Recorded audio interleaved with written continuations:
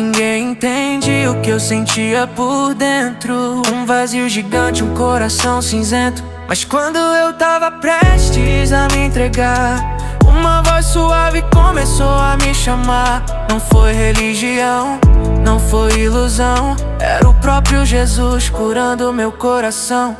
Ele me encontrou quando eu pensei que era o fim.